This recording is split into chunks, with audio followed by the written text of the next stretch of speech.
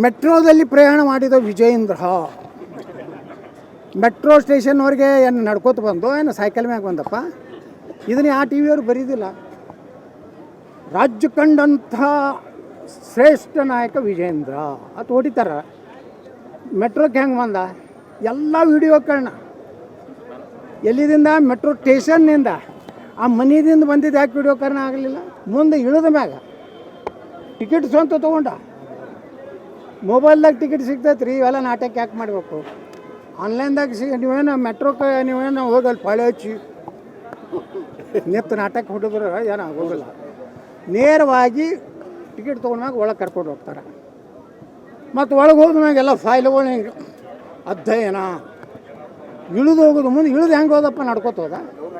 ಅಲ್ಲಿ petrol car ಬಂದಿದ್ದಿಲ್ಲ. ನಾ ದೇಶದ ಪ್ರಧಾನಮಂತ್ರಿಗೂ ವಿನಂತಿ ಮಾಡ್ಕೋತೀನಿ, ನಿಮ್ಮ ಸುರಕ್ಷತೆ ಭಾಳ ಅವಶ್ಯ ಇದೆ. ನಿಮ್ಮ ಸೆಕ್ಯೂರಿಟಿ ಏನಿದೆಯಲ್ಲ, ಈ ದೇಶಕ್ಕೆ ನೀವು ಇನ್ನೂ 10 ವರ್ಷ ಪ್ರಧಾನಮಂತ್ರಿ ಆಗಬೇಕಾಗಿದೆ. ಯಾಕಂದ್ರೆ ಭಾರತ ಇವತ್ತು ನಿಮ್ಮ ನೇತೃತ್ವದಲ್ಲಿ ಭಾಳ ಅಭಿವೃದ್ಧಿ ಹೊಂದ್ತಾ ಇದೆ. ಅದಕ್ಕೆ ನೀವು ನಮ್ಮ ದೇಶದ ಜನರಿಗೆ ಕಡೆ ಕೊಡ್ರಿ, ಅದು ನಿಮ್ಮ ಸೆಕ್ಯೂರಿಟಿ ಕಡಿಮೆ ಮಾಡ್ಕೋಬೇಡ್ರಿ. ಈಗ ಯೋಗಿ ಆದಿತ್ಯನಾಥ್ರು ಟಾರ್ಗೆಟ್ನಾಗ ಅದಾರ, ಅಮಿತ್ ಶಾ ಅವರು ಟಾರ್ಗೆಟ್ನಾಗ ಅದಾರ, ನಮ್ಮ ಪ್ರಧಾನಮಂತ್ರಿಗಳು ಈ ಭಯೋತ್ಪಾದಕ ಟಾರ್ಗೆಟ್ನಾಗ ಅದಾರ. ಸೆಕ್ಯೂರಿಟಿ ಯಾವುದೂ ಲ್ಯಾಪ್ಸ್ ಮಾಡ್ಕೋಬೇಡ್ರಿ. ನಿಮ್ಮ ಜೀವ ನಮ್ಮ ಸಲಾಗಬೇಕಾಗಿದೆ. ಭಾರತೀಯರಿಗಾಗಿ ನರೇಂದ್ರ ಮೋದಿಯವ್ರು ಬೇಕಾಗಿದೆ. ಅದಕ್ಕೆ ನಿಮ್ಮ ಸೆಕ್ಯೂರಿಟಿ ಹೆಚ್ಚು ಮಾಡ್ಕೊರಿ. ಇನ್ನು ನಮಗೆ ಹೇಳ್ರಿ, ಇನ್ನು ಕಡಿಮೆ ಮಾಡಿರಪ್ಪ, ಇದು ಮಾಡಿರಿ, ನಾವು ಮಾಡ್ತೀವಿ.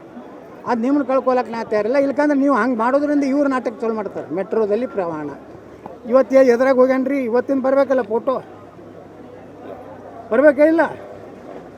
ಬರೇ ಮೆಟ್ರೋದಲ್ಲಿ ಹೋದ್ರೆ ನೀನು ಹೊಡೆದ್ರಿ. ಈ ತಳಗೆ ಕಮೆಂಟ್ಸು ನೋಡ್ಬೇಕಲ್ಲ ನೀವು. ಅಲ್ಲಿ ಕೂತೋರು ಹೆಡ್ಡುಗಳು, ನಿಮ್ಮ ಹೆಡ್ಡುಗಳು ಏನು ಅದಾರಲ್ಲ, ಅವ್ರು ತಳಗೆ ನೋಡ್ಬೇಕು. ಅರೆ ವಾ, ನಾಟಕ ಕಂಪ್ನಿ ತಳಗೆ ದಿನ ಮಾಡೋ ತಿಮ್ಮಣ್ಣ ಇವತ್ತು ಯಾಕೆ ಮಾಡಿ ಈ ವಿಜಯಪ್ಪ ಅಂತ ಕೇಳ್ತಾರೆ. ಈ ರಗಡಿ ಹೀಗೆ ಲೂಟಿ ಮಾಡಿರ್ತಾರೆ. ಇಂಥವ್ರ ಅಧ್ಯಕ್ಷತೆ ಮಾಡೋದು ತಪ್ಪಲ್ಲ.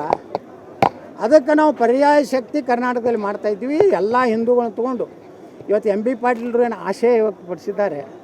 ಅವ್ರ ಆಶೆಯಂತೆ 2028ಕ್ಕೆ ನಾನು ರಾಜ್ಯಸಭೆಯಲ್ಲಿ ಮುಖ್ಯಮಂತ್ರಿ ಆಗ್ತೀನಿ. ನಾನು ಎದುರಿಗೆ ಪಾಪ ವಿರೋಧ ಪಕ್ಷದ ನಾಯಕರಾಗಿ